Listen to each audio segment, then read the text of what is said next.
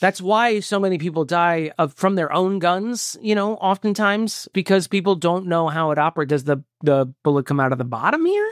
Yeah. Do I look down the hole of the gun?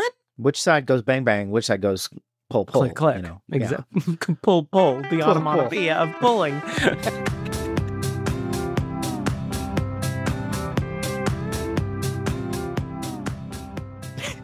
Find your zen before we begin. Do I just start talking? Why aren't you goosing me like I goose you when you're the host of the episode? You just start talking about some random shit. And I have to stand here and be placid and wait for you to stop talking. I'm sorry, you goose me? I don't know. Why was that my verb choice? Why was that my verb? Is that our dynamic? Is that our dynamic? Goosing. It's still spoopy season. What you got, Damon? Thank you for asking. This movie we're going to watch falls squarely in our... Introduce the show, I guess, maybe first. Oh, right. Hey, welcome to Your Inner Child's an Idiot, the podcast where we look back on things from our childhood and decide if they were any good to begin with. Flawless. I don't think a lot of people will notice that I just started talking. I'm DJ. All right, I'm Damon. Hi.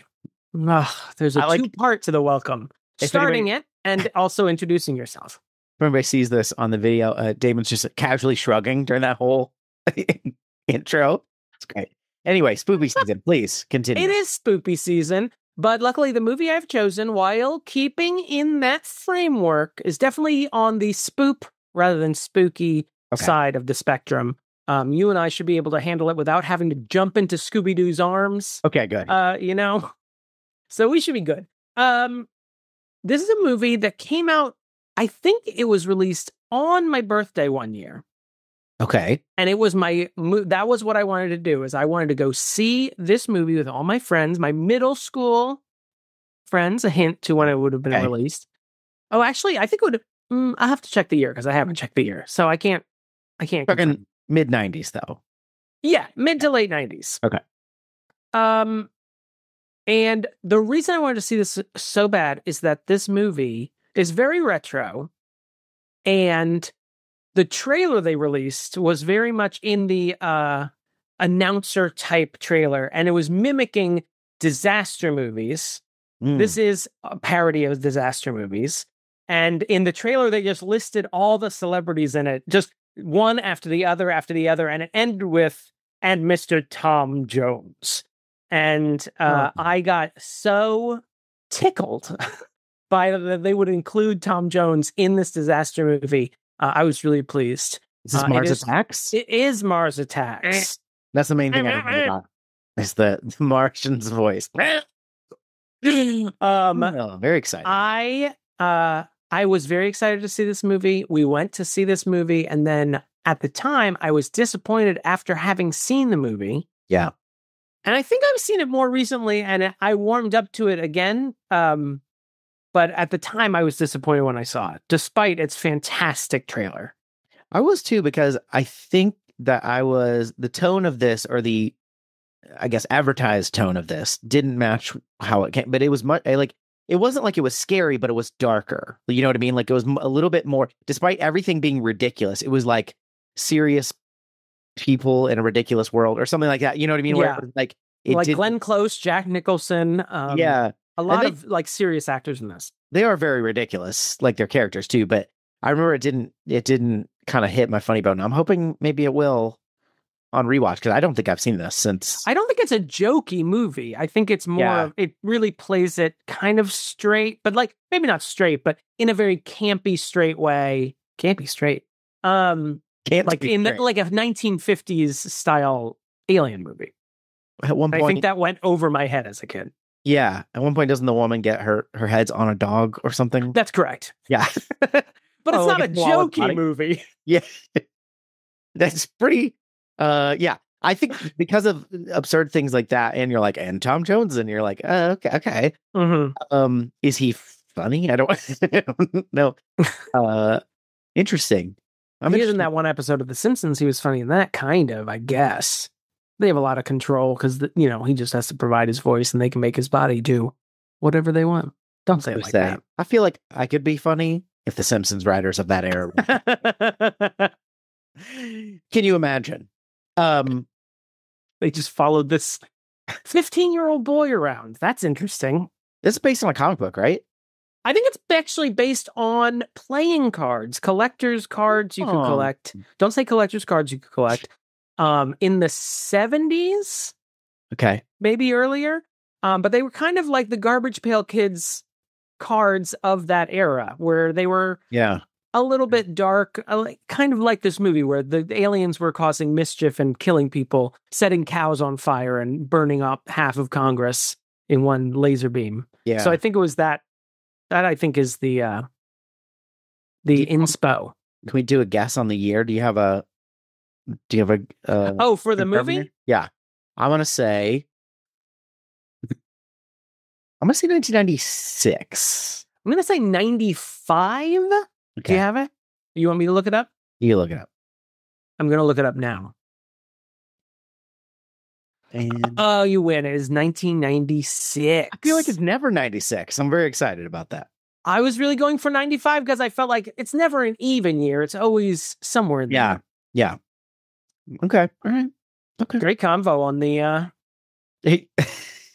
the years sometimes movies come out. Anybody else want to guess? It's too late. We already know. We're gonna. Do you have any other memories? Who'd you go to Mars Attacks with? I went with Zach. I went with Joseph. Not Joe. Joseph. No, Joseph. Straight up. Our science teacher called him Jojo from Kokomo, which he did not appreciate because he didn't like going by Joe. He certainly didn't like going by Jojo, and his family was Korean. So it seems like just a miss all around. And maybe Michael may have gone with us. Okay. I don't think I was hanging out with David anymore at that point. Oh, were you guys in a fight? What happened to David? I'll tell you off mic. Okay. Wow. That long later, you done fucked up, David. We're still holding this grudge 30 years later. Okay, well, anyway, we're going to watch Mars Attacks, 1996. Watch along with us. We'll be back in a little bit. You know what I like about our Patreon page, patreon.com/You're a Child's an Idiot? What, DJ? The benefits that the patrons get are out of this world. Okay. You came to play. What I like is that the movie we're doing deals with aliens. Uh-huh. And they are literally out of this world. Uh-huh. But there's also a phrase about, being more than you expect being out of this world. That's great. DJ, I love this. I did not even put that together. I just am really excited about the benefits that our patrons can get at patreon.com/You're a Child's an Idiot. So they are launching me into orbit? Yes. Thank you. Thanks to our Jeff Bezos, our largest supporter. He will give anyone who supports us a free ride into space. Survival not included. Yeah. It's not a round trip. You got to pay for your way back. You know what I like about this movie? Dan? Yeah. I was about to give you the opportunity to gift our listeners with a synopsis.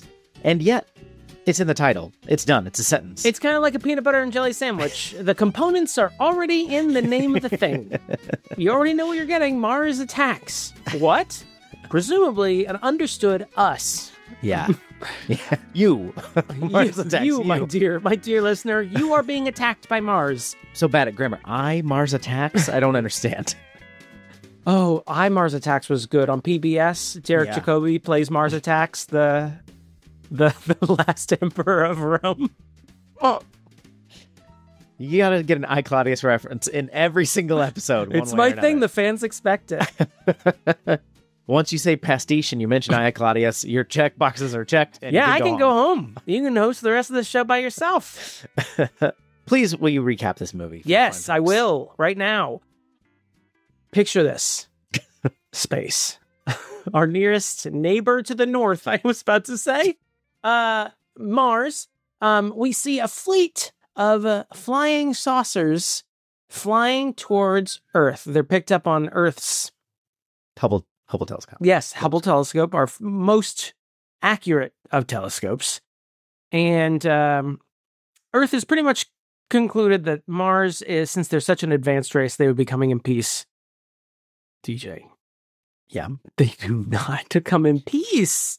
They Quite the opposite, I say. Start shooting us with ray guns, which gives you either your choice of a red or green skeleton. Christmas time. Available now. Yeah. And they shoot all of Congress. They attack the White House. At one point, they cut the Washington Monument off at the base and throw it on some poor, unsuspecting Cub Scouts, which hit home for me because I was a wee below. So I know what that's all about. Eventually, America, after several failed attempts of diplomacy, decide to nuke the bastards in space. Doesn't work. They suck it up like a helium balloon and make fun of us. And eventually we find out that the musical stylings, the yodeling, country yodeling of Slim Whitman does something to their brain parts that makes their heads explode. And so we just start blasting Slim Whitman over the airwaves. Now, yes, all of Congress and the executive branch haven't been destroyed, but anyone who's read the Constitution knows that the power succession eventually goes to the first daughter. Yes. Not the first son, oddly enough. So that's why we always make sure that presidents have daughters. Yeah. So that they can take the reins if there's a King Ralph or Mars Attacks type situation where everybody we just remembers, wipe out the entirety of the government. Everybody remembers 1990s United States government was matriarchal. So it passes through. Remember when Chelsea Clinton was running things for a while Bill Clinton was in Europe? That's just what happens. And that's that. We start rebuilding. Along the way, Annette Bening gets sober. Yeah. So hey, I know what you're thinking. Yeah. Jim Brown does reunite with his wife and children. Yeah, we get a Jim Brown, his character's dead fake out. And he was surrounded. That's Mars Attacks ! If you're in Spain, that would also be upside down ! Mars Attacks ! Thank you for clarifying. So we could spend the whole time, because this cast is enormous, we could spend the whole time on that. So I do want to talk about the cast list. So we will. I gotta fill this time up somehow. But I do have something for the probcorn. I do have you got a probcorn? I didn't catch a probcorn. And I'm usually so good at that. Yeah, I mean, it's pretty mild. As I was kind of expecting more from this movie as far as problematic elements. Let's hop in there real quick because it won't it's affect a really shallow probcorn, rounded edge. There's not a sharp corner. It's just rounded. Let's get in there. Kick it. Kick it. It's kicking it. It's Jackson's kicking it. When I do that, that's when the downbeat comes on. Kick it. Okay, so we're here in the problematic corner. This is one joke basically. And you probably now know what I'm talking about. Is it the first joke of the movie? No, but no. Okay, now I want to know what that is. The Filipino New Year. Oh, I mean, it's pretty low stakes in terms of. I'm like, okay, I guess. Yeah, don't be like that. Yeah, but they seem to have a repartee, maybe. So like their neighbors. Yeah. And there's there's a reporter after it's announced. They're in the press room at the White House, and Martin Short is the press secretary, and he's answering questions. And then I think it's the president at this point. He comes up Jack Nicholson as the president comes up taking questions. And as a stinger on the end of the thing, a androgynous reporter with a androgynous look with a kind of a deep voice says, "Do the Martians have two sexes like we do?" And then it cuts. It is a weird joke to end on, because they have. Because Martin Short's like, oh, and here's the president. Because sometimes the president comes in on those, what have you. Sometimes if he's Michael Douglas, he gives an inspiring speech about democracy. Yeah. Sometimes he just stands there and takes a question from a non-binary reporter for laughs. But Jack Nicholson doesn't even say anything. He doesn't answer. He you over there. And then this unidentified person just stands up and asks this question. I don't have anything to say. It's a shitty joke, and it's one that would... Lauren had a really good point about this and pointed out something. She's like, of all the jokes in this movie, this would have been number like 5,261 on this movie that people would expect to be problematic later. Like, it was so like not on anybody's radar. Right. I'm sure it was on people who are aware of, but like as far as like the general like pop culture zeitgeist, like it was like, yeah, that's, and it wasn't even like, it's not funny. It's not funny. You brought Jack Nicholson in for this. It feels like a weird stinger for no reason. They could have ended that scene earlier than that, but they did not. I think everything else that like is problematic in this, you know, you touched on the beginning, is there's like maybe something there. It's all just like nothing goes jokey enough or deep enough to really hit any of those marks, other than that one joke where they went for it and it was a huge miss. And it falls like an empty tin can. Yeah. That's it. That's all I got for the popcorn. Let's get out of here. All right. Kick it. Ooh, kick it again. Let him know. He's already dead. Stop kicking him. I want to talk about something real quick, because I noticed this, and I think this might be one of my favorite aspects of this movie. The production design, the set design on this movie is reminding me a lot of Batman and Batman Returns. Yes. Which I think we talked about those in those episodes, how Tim Burton seems to deliberately set Gotham City in a time indeterminate. Yeah. Like they have modern technology, but all the men and women are wearing hats. When you get outside your house, you wear a hat, damn it. That's just how we do it in Gotham City. And I love that about those two Batman movies. And I love that about this movie as well, in that it's very mid-century kitsch. Part of that inspired by the trading cards that this is based off of that came out in the early 60s. But like even like Pierce Brosnan brings these charts to show to the president, and they're paper charts, and they're like printed out, and they're like in Futura font, and they have that faded element that you usually see in like mid-century scientific, diagrams. I love it. Yeah, it's an interesting choice because the movie does, I guess, take place in 96, but you wouldn't be able to tell because like all the vehicles, all the guns the military has, it's all like from the 50s. Right. What's funny is you mentioned the trading cards. I don't have much to say about the trading cards. I meant to look more into it, but I didn't find much. And then I thought this was really funny. The screenwriter, I guess Tim Burton he like co-wrote it, but didn't get credited for it. He didn't want the credit. He wanted to give it to this guy, Jonathon Gems. Jonathon Gems. And Jonathon Gems apparently was like done with his draft and then found out there are like stories on the trading cards. Like the Martians on have the other story. Side of them. Yeah. There's like a whole story, and I don't know if he like then worked it in. I didn't read any more about it, but it was just like, I thought that was really funny. There's like, oh shit. It's like finding a map on the back of the U.S. Constitution. I just want to give credit. Wynn Thomas is the guy who was the production designer. I just really like the look because it's almost like Tim Burton by way of Wes Anderson. It's very specifically like staged and designed. And I think that's something that you're used to with Tim Burton movies, especially like this era of Tim Burton movies where it's all highly curated. But I just really appreciated that, just leaning into the sort of mid-century space age kitsch of it all. It's pretty cool. What do you think about while we're on the subject? What do you think about the rendering of the Martians themselves? I was a little I like the spaceships. I think the spaceships look really good for 1996. I also don't want to pick on the Martians too much because again, it's 1996 and it's CG in 1996. They look pretty good. You can tell that they're not there. They sometimes look like they've been washed out, like you sometimes get with blue screen or superimposed characters.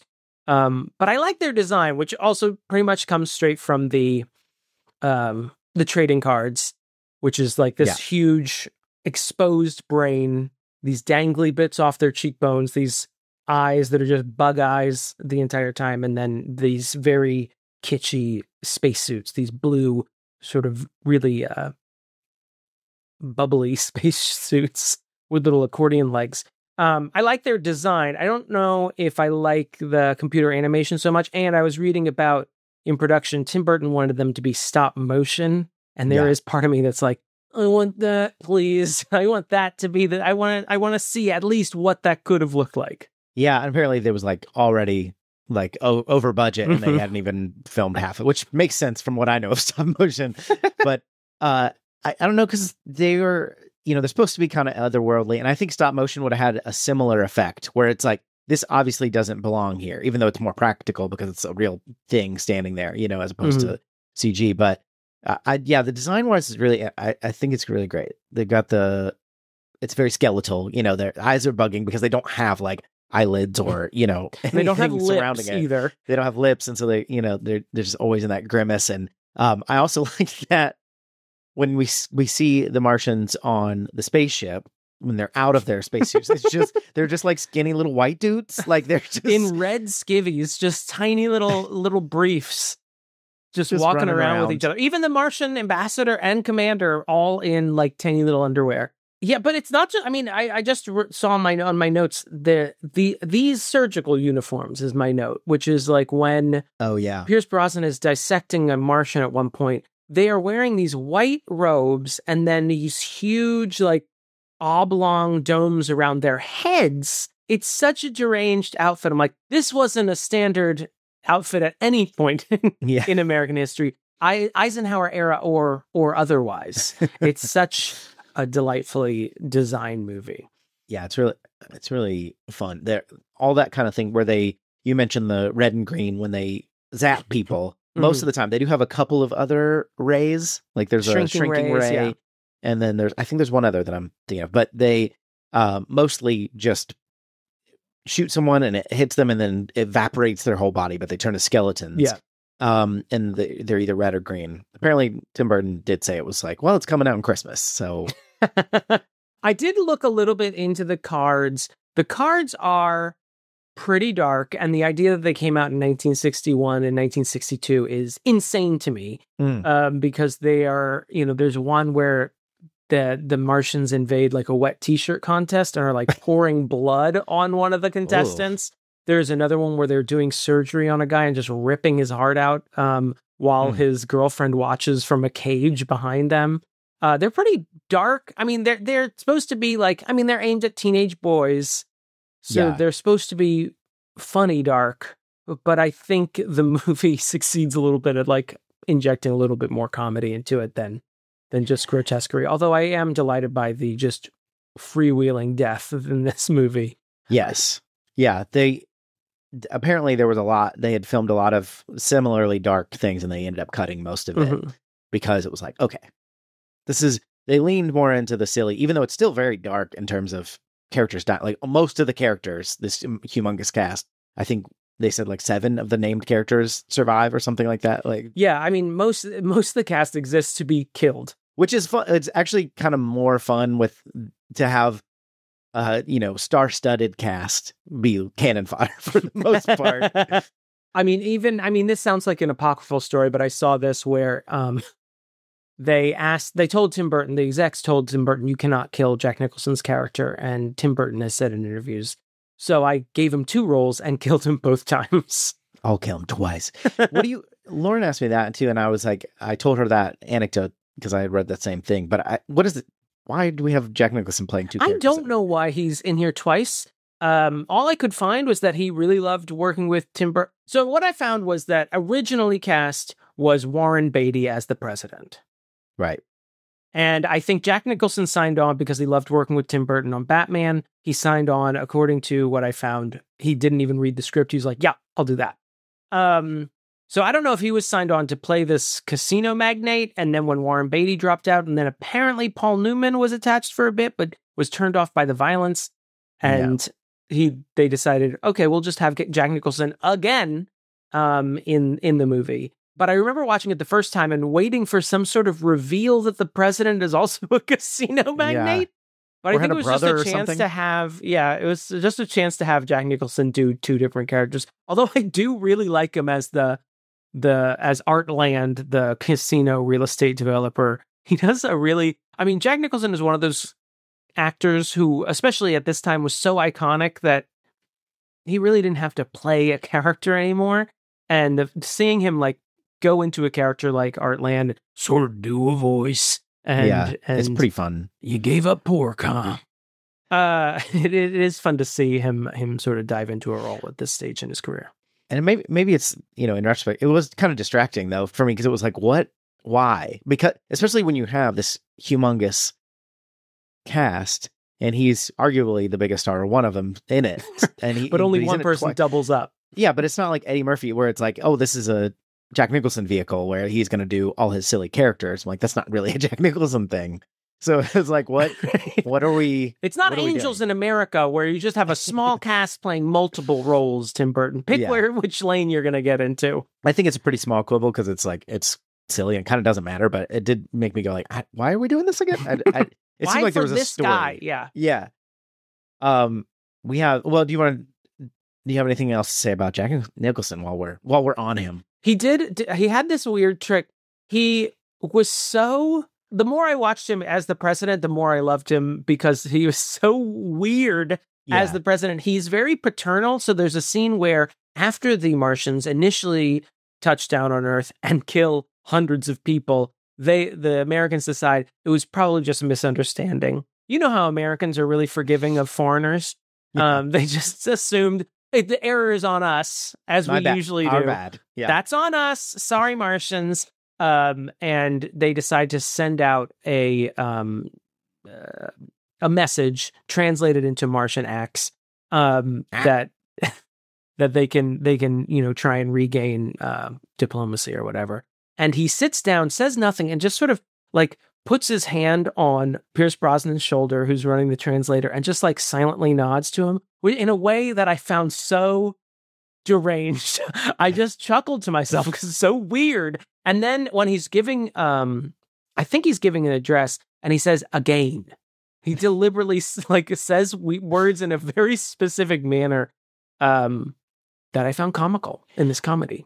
Yeah, I do really like when he's doing his official speeches. Like he changes because it's not like, he's not playing the kind of character where he's this like dastardly villain behind the scenes and then he turns it on. He's just kind of like a little bit of a doofus. Yeah, he's a doofus. But he's also not a, sweet doofus. He's just kind of a dingbat. And then he turns on his like official voice and his official, and it's very like, like you said, paternal. It's very like condescending kind of, but in a very, like he's very much trying to be FDR or something. And I just found it really funny because, and by the time this airs, we're recording this in the past. Our Lord and Savior JD Vance. It reminded me a lot of the way that he interacts with like the awkwardness. How long? I'm JD Vance. I'm running for president. Okay. How long have you been working here? Okay. And how long have you been working here? You don't have anything to say. I saw someone say, the first person he asked, not to get off on a tangent, but the first person he asked, they're like, I've been working here for 2 months. He's like, okay. And then he turns to the next guy and he's like, I've been working here for 2 years. And he also says, okay. And he's like, what answer were you expecting that was going to trigger a conversation? Here's a person who's worked here for years. Here's a person who just started. You have no follow-up questions to either of them? What if another person walked in and is like, I have been working here for 25 years. What do you got to say to that? We might have to cut. Editor, please cut this because this is going to be super irrelevant by the time we get there, but I just have to say it. Also, they asked the question, they're like, how long has this place been open? They're like, 23 months. Like, not like a traditional, like a place that's been around for a long time. That's like a staple of the community. It's like, sir, this is a Wendy's. That's very much the way. I don't want to be on camera. Okay, she doesn't, just cut her out. Like, cut her out in post? Like, what do you replace her with a Bratz doll? Oh, I hate everyone. Also, but him particularly. Does anyone work for you? Didn't they come like vet this place? I mean, do what I do and just sit in the bathroom talking to yourself and being like, and here's a joke I could do after they say something. I can say, oh, you got time to lean, you got time to clean. You know what I mean? Normal human behavior. That's what we're going for. You went to Yale and you also grew up around working class people. You keep telling us and you still can't manage this. So Glenn Close plays the First Lady. Channeling Nancy Reagan on crack. And mentioning Nancy Reagan, like she's jealous of Nancy Reagan. And then the Nancy Reagan chandelier. Very, obsessed with like the look. I did like the bit where they're taking a photo of her, and there's like her as her assistant or like what this like the decorator because she's redecorating the and the she White just House. like slightly shoves him out of the picture. And she knows exactly, like, she gets her hands in, like, this sort of Jackie Onassis, like, clasp for a photo, and she puts one foot in front of the other to, like, just immediately Bevel. knows how to hit her mark and then just gently pushes the Monsignor from Sister Act out of the picture. I mentioned Nancy Reagan because, of course, Nancy Reagan was also criticized for redecorating at the taxpayers' expense the White House. So... A little first lady drama. And then, of course, Natalie Portman plays Jackie Onassis in the movie Jackie. Oh, yeah. It's fun to connect movies. Joseph Marr is the name of that actor, by the way. And thank you. Yeah, we've got now Nat Ports playing the first daughter. This is Chasing Liberty, the prequel. Just a few years before we would get blessed with Queen Amidala. Yes. Then Senator Amidala, and then dead Amidala. She died of a broken heart. Feminism. Yeah. Feminism. She is channeling her best. Lauren said she's channeling her best Lydia Dietz. Yeah, she's definitely trying to pull a Winona on us. Yeah, it's good. I think I like that character. I think she's pretty. And then she's kind of like a proponent of, maybe it was a misunderstanding when they release a dove. When they welcome the Martians kill everyone or like kill a bunch of people there. They're like, oh, maybe it's a misunderstanding. But then later they're invited to speak in front of Congress and they kill all of Congress, the Martians. And she says, maybe it wasn't the dove. She's open to new ideas, is what I'm trying to say. She's going to be a great leader. Yeah, I liked her. She's very Gen X. I was trying to, because she's one of our survivors, so I want to put a pin in her, because I'd like to return to all of our survivors. Don't put a pin in her. Calm down. But like to return to our survivors at the end of this discussion. Okay. We got Jim. Let's talk about Jim Brown, because you texted me. You texted at me my thoughts when I was watching Jim Brown back at me. We were mirrors unto each other. Yeah. So this is a silly movie.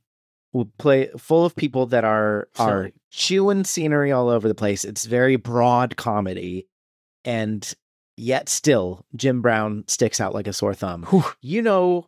I love sport.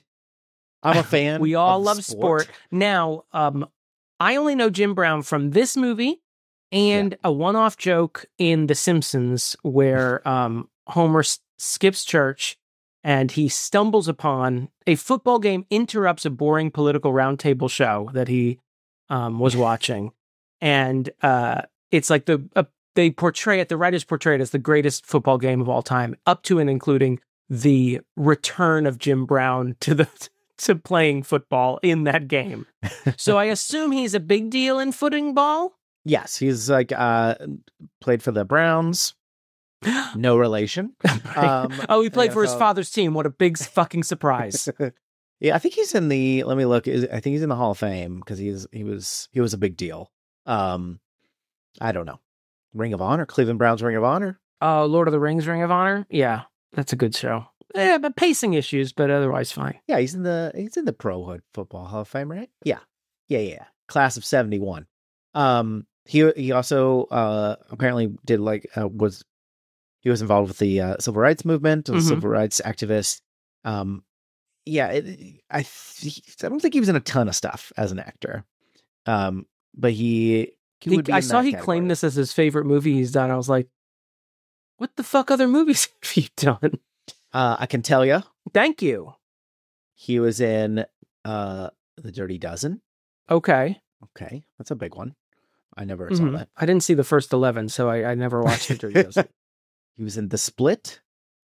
He was in Riot. These are movies in the 60s. Okay. 100 Rifles. All right. Didn't see the first 99, so I wasn't going to watch that. Starring Raquel Welch and Burt Reynolds, apparently. I was reading his Wikipedia page. Thank you. What else? What else we got here? Is he in like a Towering Inferno or one of those disaster-ish movies? Earthquake, exclamation point. He was in Any Given Sunday. That's right. I forgot about that. Oh, bringing his football new edge to the pitch, to the footing pitch. Oh, that's where I've seen him. He was in Running Man with Arnold Schwarzenegger. Okay. And you probably know him from the cameo in the spoof I'm Gonna Get You, Sucker from 1988. No. But I've heard that is... Wait, which one's that one? I was thinking of Black Dynamite. I'm Gonna Get You, Sucker. Is that Eddie Griffin? Directed it by and starring Keenan Ivory Wayans. I think I vaguely remember that one. I'm sure This is all great tape. Yeah. Keep it and the JD Vance stuff. I'm overriding. I'm vetoing DJ's statement from earlier. You wanted to talk just about how bad he is? Yeah, he's terrible. I mean, the fact that we have this is a ridiculously stacked cast, to the point, as I talked in the intro, that it was a joke in the trailers about how stacked the cast was. And I appreciate that he's here. But the problem is he's the heart of the movie. Yeah. Like, I realized at the end, like, the one sort of played straight sort of note at the end is Jim Brown reuniting with his ex-wife and his kids. Ray J being one of those kids. Yeah. Who brought us Kim Kardashian in a way. Ooh. He brought Kim Kardashian somewhere. You know what I mean? To climax. Presumably. Yeah. Actually, I don't know the woman. I haven't talked to her about it. I haven't seen the whole thing. I never made it through the whole thing.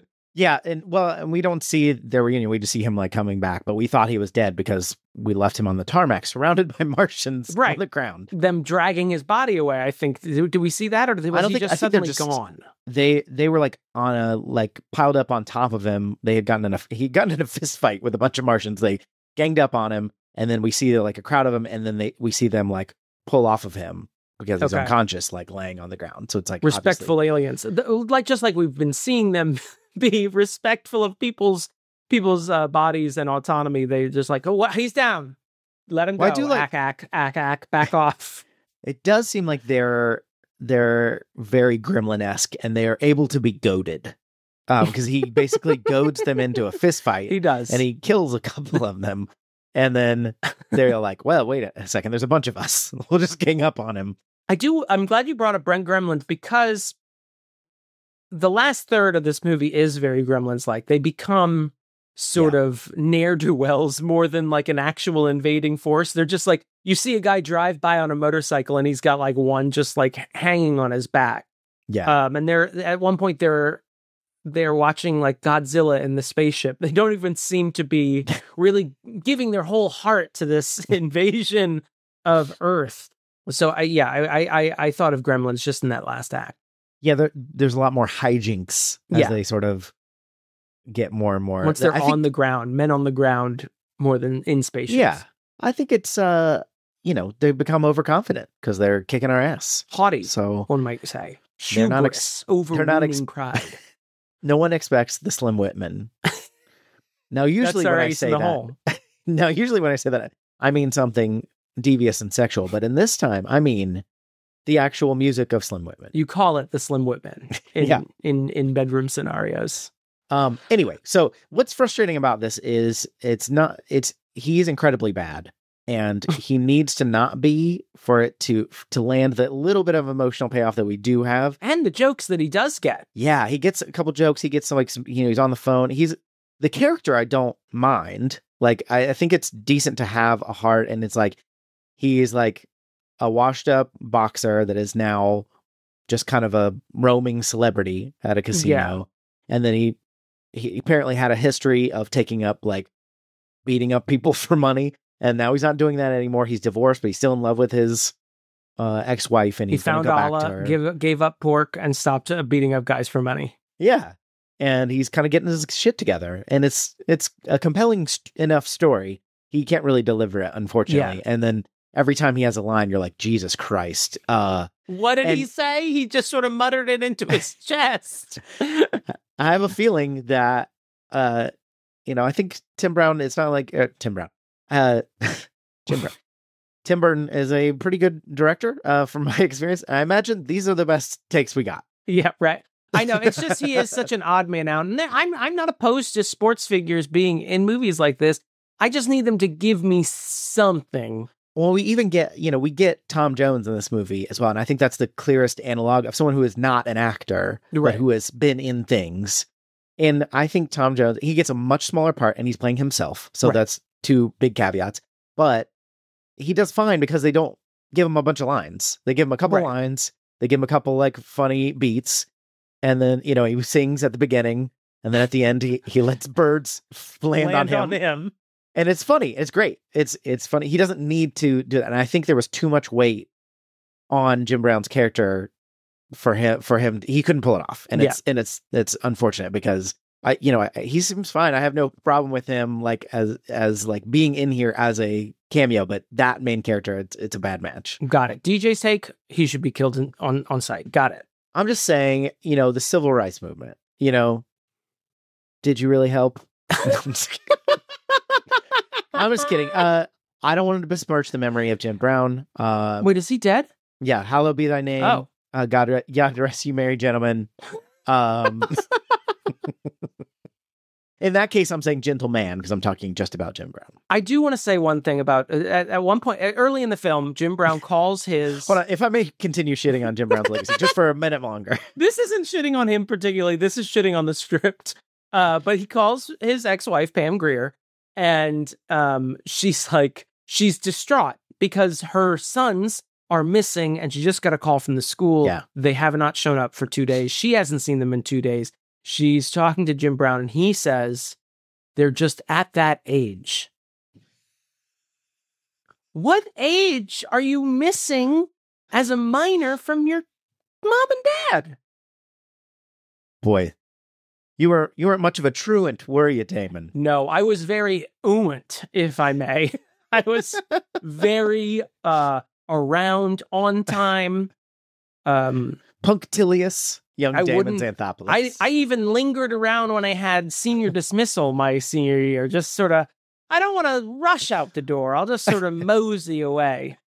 Damon, we only do homeroom on Mondays. I just wanted to bring you this apple, my dear, lovely homeroom teacher. Oh, Mrs. Hoffman, you deserve it. Let's talk about Pam Grier for a second. She gets not much to do. But she's kind of, like you said, it's part of that story of this kind of the central, if there is a central B story, it's this one. But it's kind of, it's weird, and it's not really her fault in this case. And in Jim Brown's fault, it's kind of, in Jim Brown's case, it's kind of his fault. In this, the late case, Jim Brown to blame for his portion. Yeah, I feel like, God rest his name. In Pam Grier's case, it's just really weird. It's awkward. There's a moment where the boys are missing, but she's back out. She's a bus driver. She's on her route. She sees the boys in an arcade. She pulls the one of those bus open over. door arcades. Yeah. Hey, those exist. You want to get a breeze going. She pulls over the bus like, I got to take care of something. Basically, grabs her kids by the napes of their neck and pulls them in the bus. And then there's this really awkward applause that happens from the bus goers. Which is weird because we have not identified who these children are to this woman. We just see a bus driver stop a bus, run into an arcade in the middle of the afternoon, and pull two unnamed children out of there and throws them on her bus. And then everyone applauds. And people in the arcade are watching her as well. I'm like, these two kids could be in the midst of being kidnapped. We don't know the relation between these. I'm sure they said, Ma. They said, Mom, Ma, don't. But Ma, don't. Even don't touch the no meatball. We're playing stickball. But she sends them into the back of the bus, and everyone just the way, I think even the crowd on the bus clapping is not even the weirdest thing. It's the way they do it, and it was like, are we referencing something? It seemed like it was from like one of those, like a film strip from the 50s, and I'm like, I feel like this is referencing something I don't get. Yeah, I don't. It feels like a storyline that would have been pulled from Independence Day rather than Mars Attacks. Like, it is the one story that is semi-serious, and it's just odd. That scene is odd. It feels a little bit like, kids these days, they just need a mom to beat the shit out of them and throw them on a bus. But it also establishes that they're good at video games. Yeah. Which is going to be important plot-wise for some reason later. Well, because that's how they know how to pick up the Martian ray guns and shoot them. Mm-hmm. Because otherwise, how would they know that if you shoot guns, they shoot things? There's no media to tell people this. That's why so many people die from their own guns, oftentimes. Is because people don't know how it operates. Does the bullet come out of the bottom here? Yeah. Do I look down the hole of the gun? Which side goes bang, bang? Which side goes pull, pull? Click, click. Exactly. Yeah. Pull. The onomatopoeia of pulling. Yeah. All right. Who else do you want to talk about? We're going through. We're going through my notes, which is perfect. I love this system. Do you want to talk about Pierce Brosnan? Yeah.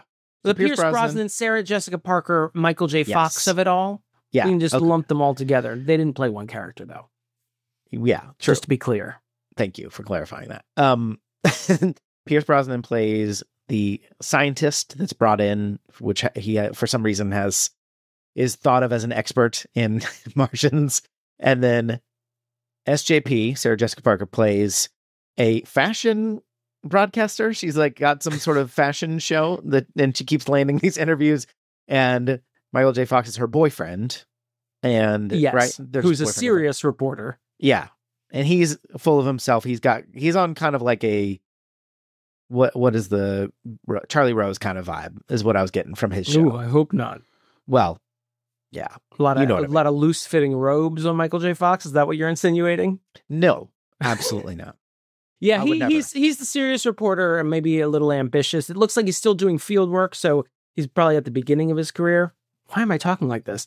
And where are you getting evidence for this? It's not the movie. But he's very jealous that his girlfriend is getting these big scoops despite being on a fluffy fashion show. Yeah. She even Pierce Brosnan is also at his absent-minded professoriest. He's very channeling Fred McMurray. He's got the pipe constantly in his mouth. And he goes on her show. I believe her name is Natalie, or is it Nathalie? Yeah. Oh, yeah, it's Nathalie Lake. And to give her the scoop on the aliens rather than an actual... Is it actually pronounced Nathalie? Now I can't remember. I just saw it was spelled Nathalie. But... I think I heard Natalie. And then then it's Natalie. Like, yeah. Maybe they did that so that Natalie Portman wouldn't, when they said Natalie, but with an TH, Natalie Portman wouldn't respond. There's an ongoing bit with Michael J. Fox's character, who plays a character named Jason Stone, not to be confused with my friend Jason Stone. Oh, so that's a good clarification to make. Good note for everyone. But there's an ongoing bit where he keeps going, why didn't we get that guy? So I did like that. We lose Michael J. Fox in the Battle of Pahrump, Nevada. Yes. He's only left with a hand, which is taken by the Martians as well, and they conduct experiments on it. Sarah Jessica Parker is kidnapped by the Martians. They remove her head, and they remove her dog's head and switch them. Yeah. They put her Chihuahua's head on her head and her... No. I can do this. Just let me get there. Let me get there. They put her dog's head on her body and her head on the dog's body. Comedy ensues. Visual gag. Body horror. We all love it. Ray J and Kim Kardashian. Let me get there. No? Okay. That was the third tape they released. Yeah. Yeah. They just weren't feeling it anymore. I think we talked about this in the intro. That's the thing I remember most, being like, no, I don't like this about this movie. Just her head on the dog's body. We also get Pierce Brosnan is eventually also captured. They just remove his head and all of his body parts are just sort of spread out and suspended in air. Yes. And then goo. And he's just a head, and he's also like dripping the whole time. Yeah. That's just gross. Gross. And then they sort of, they had some chemistry during the interview. And he's got a crush on her. That's why he went on her show, because he's got a bit of a schoolboy crush on her. And so when they have some moments on the ship when he's just a head and she's just a head on a dog's body. And then eventually her head falls off the dog. And the third act, the spaceship is going down. And so her head, which apparently was not put on properly, becomes loosened from the Chihuahua's body. And then they roll around, their heads roll around on the floor, and eventually they kiss as the ship goes down, touching. It's nice. That's really the heart of the story. That's the heart of the story. I will say, okay, so I don't like that, the visual of it. Yeah. And it is intentionally kind of weird, and you know, I don't like that. However, I have to put, and this is surprising for me, I have to put SJP up there as my nominee for the Catherine O'Hara Memorial MVP Award, because she made me laugh the most when she still had her body intact, mostly. Not that's not relevant, but she when she has like her little cards when she's interviewing and she's trying to be very serious, and I really like it. She's like, isn't it weird that we sent a space probe to Mars and didn't find anybody? Like, clearly she didn't understand. Like, she didn't write that question. Is the way it seems like she's acting it. And I just really like that. She is great. I would second that. I think SJP is having fun. I think she is very much having fun in this movie. I think that's true of everyone kind of in this movie, is having a good time. Except for Jim Brown. Her and Natalie, whatever, and Jason's relationship is, and Michael J. Fox's character, they're not like, he's not like abusive. He's a little ambitious. He's kind of like dismissive of her. But she's also like, you're the serious journalist. That's not what I do. And then she like gets the call on his phone. They hand it to her. And she's like, yeah, that sounds good. And like, it's not that she doesn't care. She's just like, I'm just going to do this thing. And she's very confident in herself. I really like that. And he's like a little bit of a jerk, but he's not this, in as cartoonish of a movie as this is, he's not really cartoonish as a bad boyfriend. Right. He's just ambitious and jealous that she is getting these scoops, which he feels are deserved of him. Yeah. But he goes to try to rescue her when she gets, you know, like when the Mars are attacking, like that's how he dies. He's like trying to weirdly crawl to her. I'm like, not really rescue, because they both fallen on the just sort sands. Of like, they're just like crawling towards each other. Reach out hands. I'm like, I'm not sure what's going to happen, even if that move succeeds, but they just get to be together, I guess. But then it doesn't happen. Michael J. Fox doesn't get a lot to do. Like, that character just has a couple of beats, but it's effective. Yeah, he dies fairly early in the proceedings. The attack on Pahrump. Didn't get a Pahrump out of that guy. Pahrump, by the way, is apparently a place where a very conspiratorial-minded radio host hosted a show. Like, he had a station there, and it's a real place, and that's why they chose that place. Okay. Actually, I said that like I didn't read the exact factoid. I'm like, oh, okay. Oh, yeah, thanks. So that's a really great point. Let's see. Annette Bening. You want to talk about Annette Bening? She plays. So there's Art Land, who is Jack Nicholson's other character, and he's like what is his deal? He's trying to open a casino. He's trying to open a space-themed casino. Yeah. And he kind of once the Martians start coming to Earth or make initial contact, he wants them to come to his casino because he thinks it'll be a great cash-in. He also seems to be, maybe not the most, and this is surprising for a casino magnate, maybe not the most scrupulous person, because he does try and hire Jim Brown to rough up some people who owe him money. He also, Annette Bening's character is a former alcoholic. She goes to AA meetings, but she's very resentful that he seems to be a drunk. He is always drinking, and she is annoyed that he keeps drinking around her. And he's just like, you're a grown up, figure it out, basically. Annette Bening, she might be my Sarah Jessica Parker. My Catherine O'Hara. In that, I think her character is one of the few that actually has an arc, that she ends in a different place than she begins in the movie. Yeah. She's sort of this new wavy, woo-woo type woman, maybe found after her bout with alcoholism. She sort of moved to new wave stuff. And she's very excited about the Martians coming. She thinks it's going to sort of be like usher in this whole, happiness on Earth type deal. I don't know how to phrase that.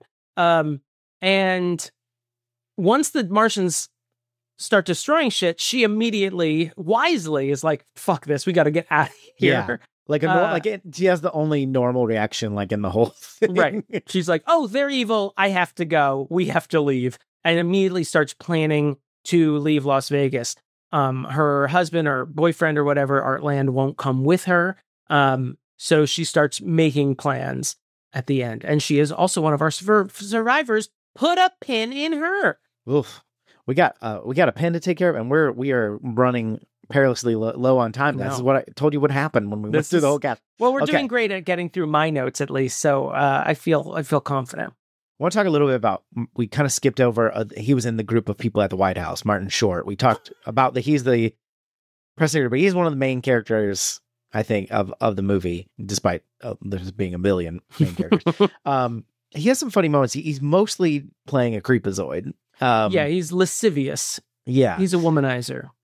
But he does participate in my Sally Field Memorial my Sally Field Memorial Single Scene Award. I want to give it to Lisa Marie because she plays the Martian girl. Yeah. Is that what they call her? So that's her, I think her official title. Yeah, that's the official title. Very like credits. Austin Powers fembot vibes. So it's a Martian dressed up as a human. And as soon as you see her walking in, there's like something ain't right. Like, it's very creepy. That's like a dress that apparently they had to sew Lisa Marie into, because it didn't have any seams, and she walks like with her hand swaying. It's very creepy. She's chewing gum apparently to help her breathe. It's like got nitrogen. Right. And then she has a beehive, like a huge beehive that's sort of like 3 times the size of her natural head. It's gigantic, and she never says anything, and she rarely blinks, and she moves like the first draft of a woman. Like she doesn't move normally. And we had kind of established already that Martin Short was a womanizer, had picked up sex workers earlier in the movie, and then he comes across this girl. Just wandering by the Washington Memorial. It seems like this was the plan. Like they knew this was going to happen, because otherwise I'm not sure what the plan was. But so he picks her up and then brings her inside to the Kennedy room. Which is a secret room built by Kennedy to have sex with women. It's like probably exists. And we get my favorite moment of that whole thing. That whole scene is my nominee, I think, or Lisa Marie at least. But as soon as they walk in, they let him in like the back door of the White House, because the Secret Service is just like, oh, hey, come on. They say we've been on edge since Congress, because Congress has just been killed. And then they just let this strange woman into the White House, even though there's no other security. It's like one guy. Anyway, it's fine.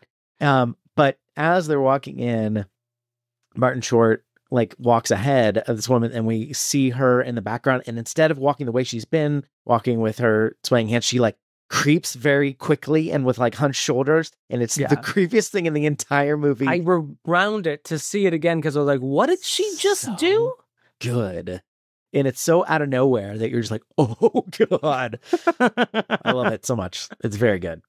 She's great. And she eventually bites off his finger. Yeah.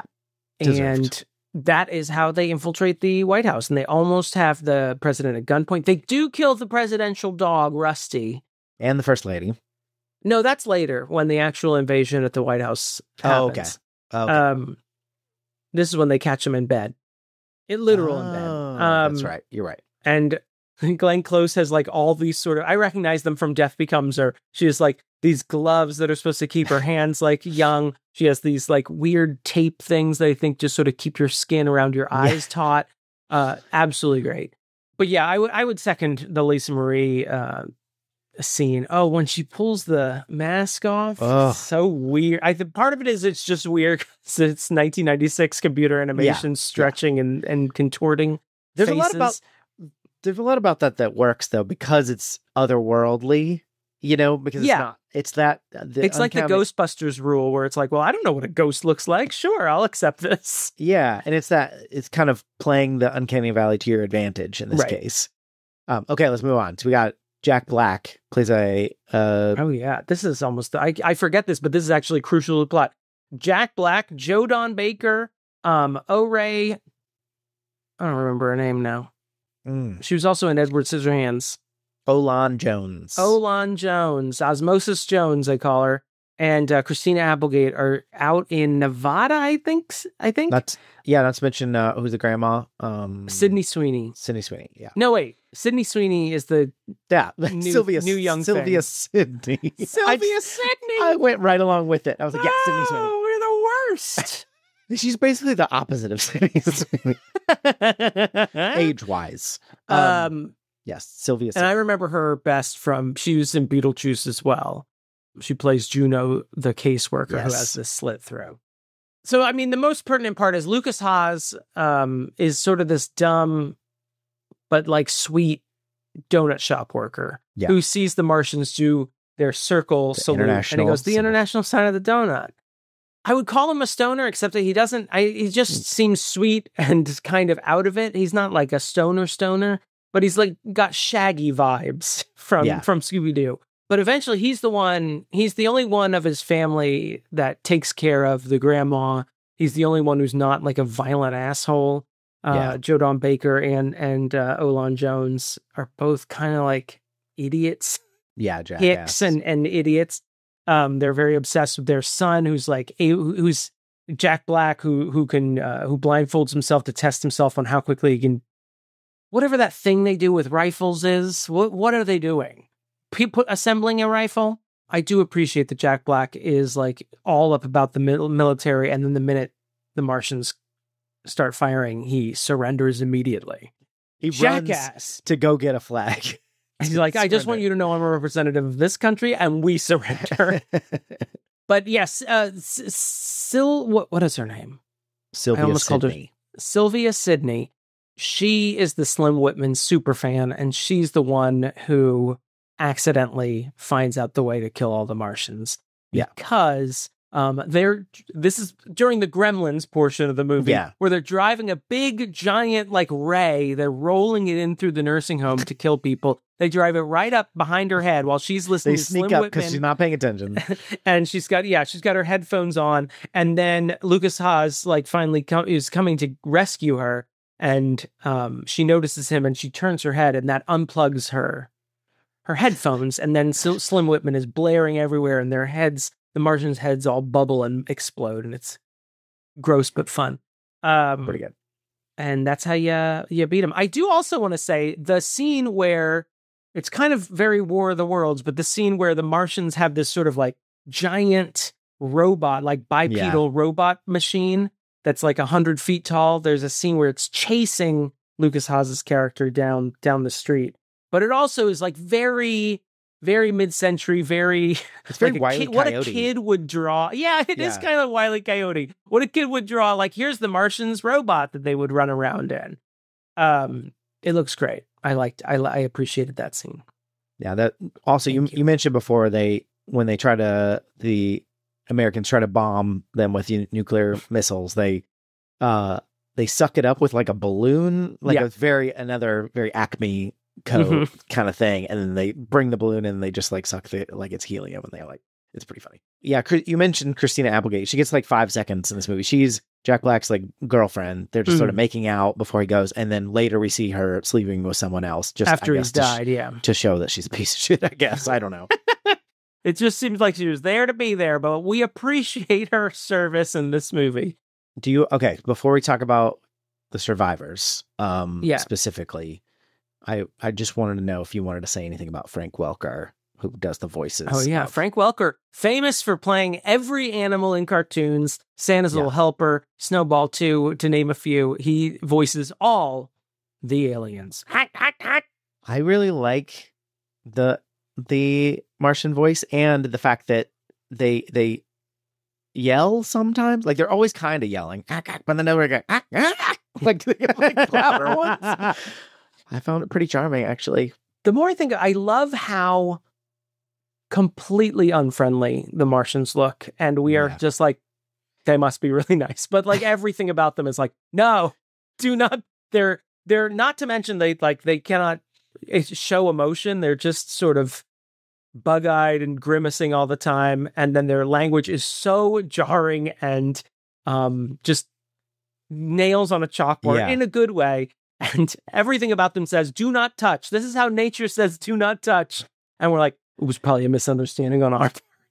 Well, and they do get some. It's a rough translation, it seems like, but they get like a translation of the emperor or the whoever giving a speech, and it's like, we will cull the field or whatever, and it's like, if you just take the basics of what they're saying, they're like, we're gonna wipe you out.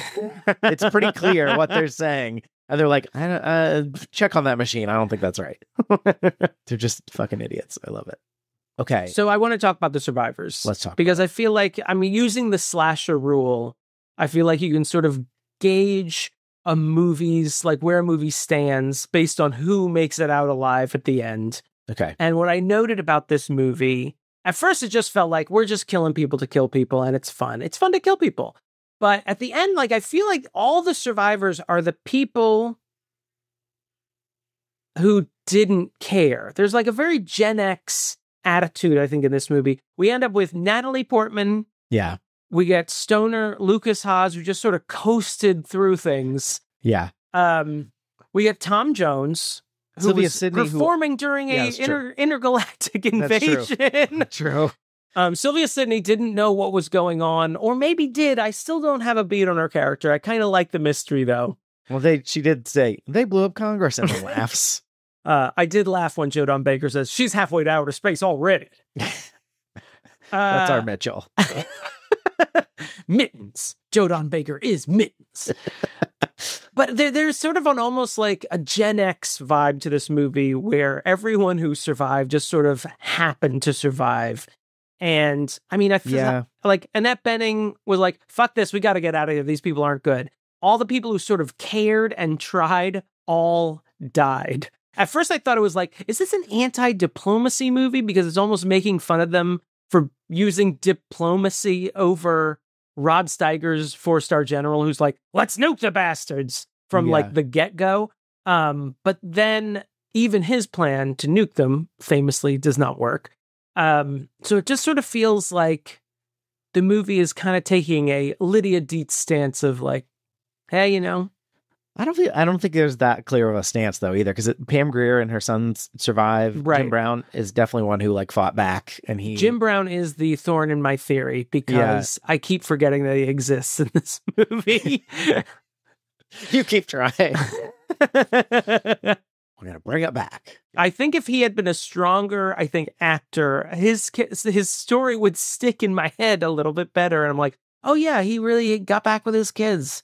But otherwise it just feels like at the end it's the sort of goth teen becomes president somehow, and Lucas somebody's got to be president, right? Falls We got to ass be ruled backwards into a Congressional Medal of Honor. Not to nitpick, I don't think you can win a Congressional Medal of Honor if there is no Congress to award it to you. It's kind of in the name who awards the Congressional Medal of Honor. It's the peanut butter and jelly sandwich of Medals of Honor. I meant to mention at the very end when we get, it's of course Tom Jones performing, it's not unusual. And then the Martians attack and they run away, but then they start playing it at the end over the credits. Mm-hmm. But then they don't play the whole song. And it was hurtful. It was like, don't lead me down that road and don't let me hear it. I yelled, cowards, at the TV. Also very Gremlin-like at one point, you know, he's performing in the casino and the lights go down on his background singers and the lights come up and they're all the Martians are performing. And I'm like, that is very Gremlins. I liked it. Are you ready for the verdict? Yeah, I think we're ready. Let's do it. Kick it.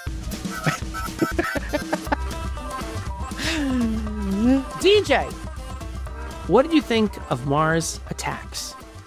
This one is kind of tough because I'm actually I'm enjoying it more discussing it than I did watching it, because in theory, this is the kind of movie I should like. It's silly. It's got a lot of good actors and it's like embracing the kind of movie that it is.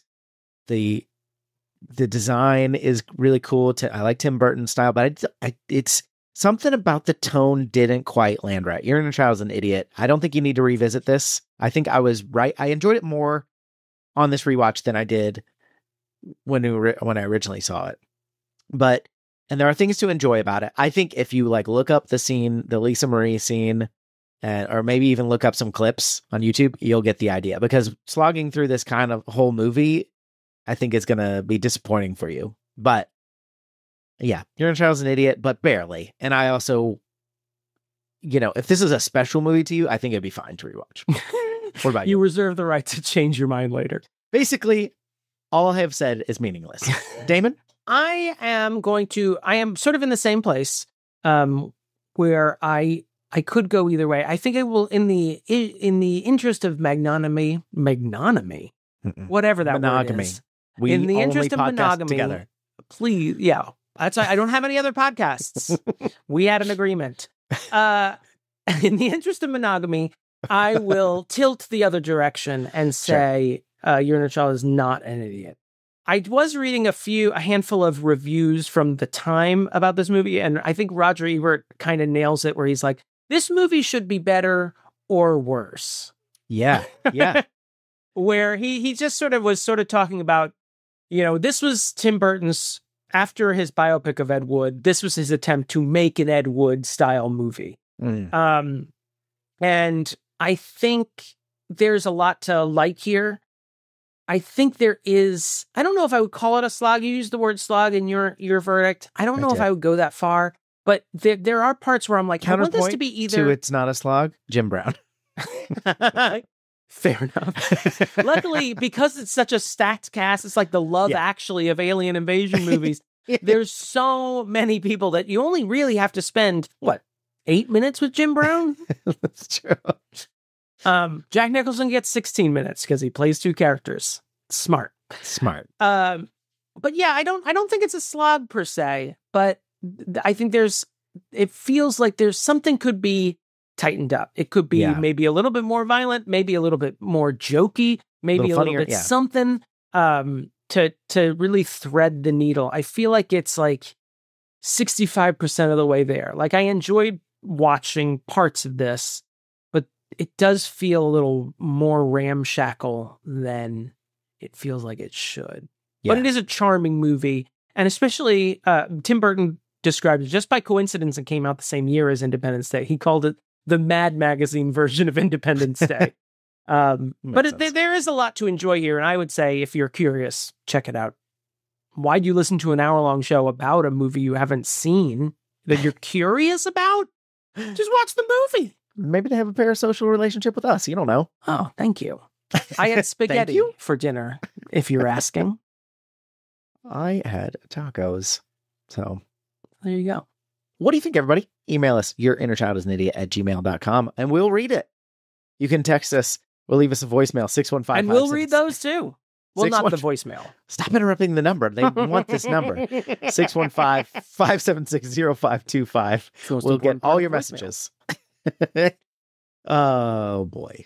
We want to thank our editors on Replay for editing this, and we want to apologize. If you want to have your podcast edited, go to onreplay.au, and we want to just issue an apology because they're Australian for Damon's Australian accent. Oh no. Oh no, DJ, this is the worst betrayal in a long history of betrayals. Thank you also to our dear friend Jackson for our song. Thank you, Jackson. Kick it, I always say. We want to thank our patrons for supporting the show, including a Little Miss Chicken Nugget. Just cause. I'm not going to do that. Lindsay Halik. The Hands of Fate. Particle Man. Tommy Boy is my favorite movie. Kick it, you say, whenever Tommy Boy comes whenever someone's putting in the DVD player, I just go, kick it. Josh Frigo. Beth Surmont. Dr. Malcolm's Heaving Alien. Is the alien sick? Why is it heaving? I don't know. The Zesty. Karen Kurd. Jeremy Powlen. The Elusive Fan Gromkin. Jackson has an unhealthy obsession with Damon. T. Smith. Captain Jean-Luc Picard. Travis Vance. Larissa Maestro. Lindsay Nell. The supreme ruler of this podcast. Jody Passanisi. David Mort. Caroline Amberson. Zachary Hartley. No, Damon's Australian accent. Now who has to apologize? I think you've done it ever since we've had them as our new editors. You've done the Italian. Why am I being thrown under the bus at all? I randomize them and then we read every other. Look, I don't know what to tell you about it. Them's the breaks. Bill Haynes. dramatically placed hot dog. Hizoner the mayor. Heather Tuggle. Shit on the cartouche. Jonathan Day. Thank you all everyone. Thank you very, very much. If you want to be a supporter like them, patreon.com/your inner child's an idiot. We didn't mention Danny Elfman did the music for this. Problematic corner indeed. Yeah. God damn it. This was also Tim Burton's reunion with Danny Elfman after they broke up. Oh, they had creative differences. They had creative differences. I tried to get the skinny on it, but it seemed all convoluted and weird. But they were back together. Yeah, I'm afraid so. Usually it's just straightforward and weird. Yeah. Well, anyway, bye.